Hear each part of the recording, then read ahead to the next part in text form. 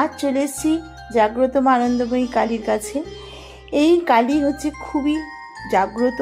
এই মার আনন্দময়ী রূপেই পুজো করা হয় মা কালীকে এখানে। এই মন্দিরটি অবস্থিত বোড়ালে, বোড়াল ঠিক নয়, মানে বোড়ালের যে রাস্তাটি ঢুকে গেছে সোজা মহাশ্মশানের দিকে, সেই মহাশ্মশানের ঠিক উল্টো দিকে যে একটি রাস্তা গেছে, সেই রাস্তা থেকে 2-3 মিনিটের দূরত্বে এই মন্দিরটি। এখানে মা কালীকে মা আনন্দময়ী রূপে পুজো করা হয়, কারণ মায়ের রূপ যেখানে ভীষণই শান্ত এবং এখানে মা খুব জাগ্রত। অনেক দূর দূর থেকে মানুষজন আসে মার কাছে তাদের মনের কথা জানাতে। এখানে রাধাকৃষ্ণেরও পুজো হয়, এখানে দেবাদিদেব মহাদেবেরও পুজো হয়।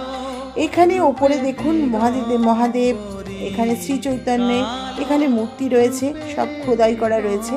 এবং এখানে লোকনাথ বাবারও পুজো হয়। এখানে সকালবেলা 11টা থেকে 12টার মধ্যে পুজো শেষ হয়ে যায়, আবার বিকেলবেলাও মানে সন্ধেবেলাও 6:30 7টা অবধি এখানে পুজো হয়।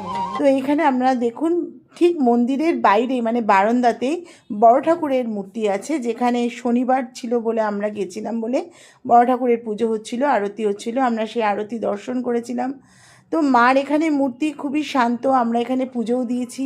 আপনারা আসুন, মার কাছে নিজের মনের কথা জানান, মার কাছে পুজো দিন। মন্দিরটি বিশাল বড় না হলেও খুবই সুন্দর মন্দিরটি। তো আসুন, সবাই দর্শন করুন। আপনারা আশা করি সবাই ভালো আছেন, আর ভালো থাকুন, সুস্থ থাকুন। সবাইকে জানাই নমস্কার।